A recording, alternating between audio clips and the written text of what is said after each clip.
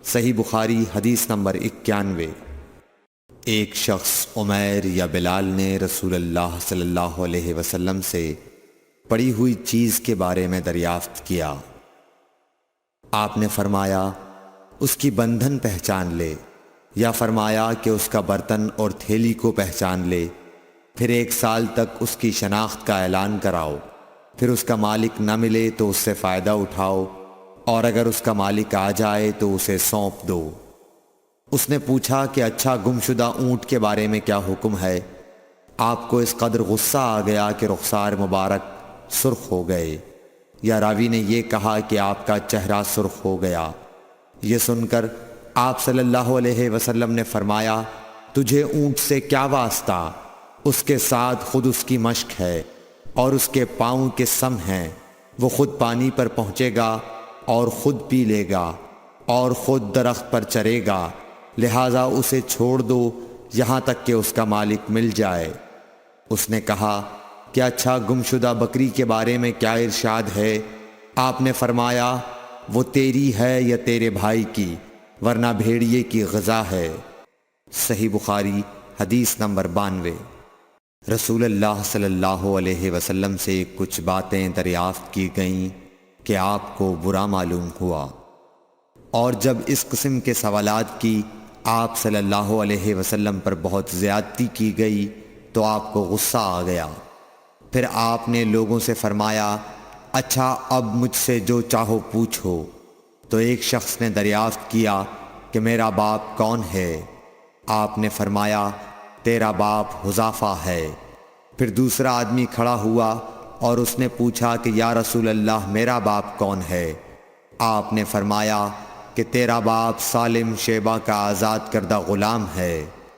آخر حضرت عمر رضی اللہ تعالی عنہ نے آپ کے چہرہ مبارک کا حال دیکھا تو عرض کیا یا رسول اللہ ہم ان باتوں کے دریافت کرنے سے جو آپ کو ناگوار ہوں اللہ تعالی سے توبہ کرتے ہیں۔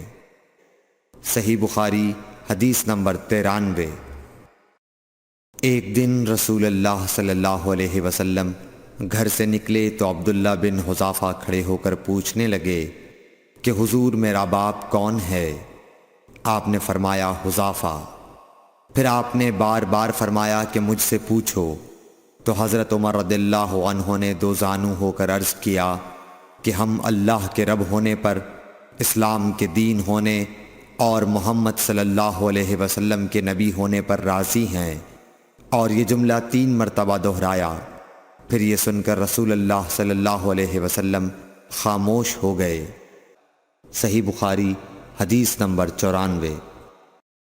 نبی اکرم صلی اللہ علیہ وآلہ وسلم جب سلام کرتے تو 3 بار سلام کرتے، اور جب کوئی کلمہ ارشاد فرماتے تو اسے 3 بار دہراتے یہاں تک کہ خوب سمجھ لیا جاتا۔ صحیح بخاری حدیث نمبر 95۔ رسول اللہ صلی اللہ علیہ وسلم جب کوئی کلمہ ارشاد فرماتے تو اسے 3 بار لوٹاتے یہاں تک کہ خوب سمجھ لیا جاتا، اور جب کچھ لوگوں کے پاس آپ تشریف لاتے اور انہیں سلام کرتے تو 3 بار سلام کرتے۔ صحیح بخاری حدیث نمبر 96۔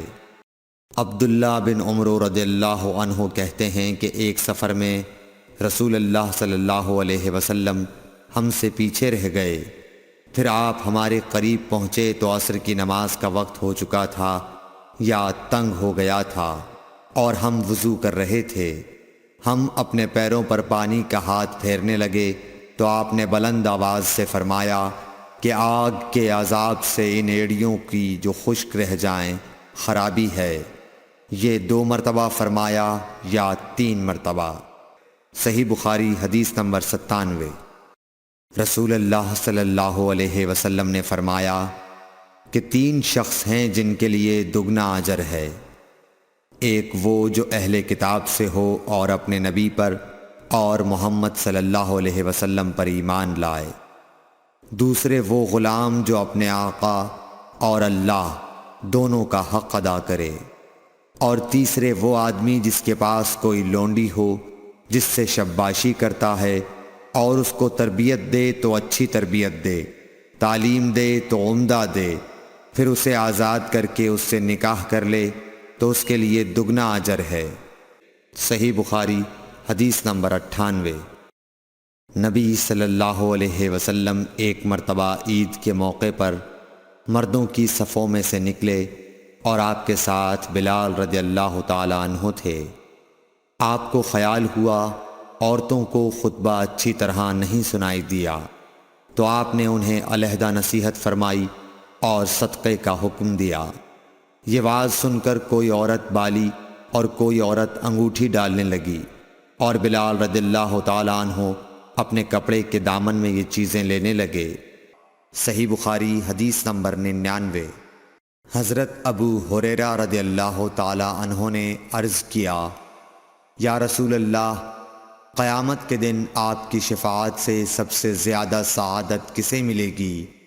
تو رسول اللہ صلی اللہ علیہ وسلم نے فرمایا، اے ابو ہریرہ، مجھے یقین تھا کہ تم سے پہلے کوئی اس کے بارے میں مجھ سے دریافت نہیں کرے گا، کیونکہ میں نے حدیث کے متعلق تمہاری حرص دیکھ لی تھی۔ سنو، قیامت کے دن سب سے زیادہ فیضیاب میری شفاعت سے وہ شخص ہوگا جو سچے دل سے یا سچے جی سے لا الہ الا اللہ کہے گا۔ صحیح بخاری حدیث نمبر 100۔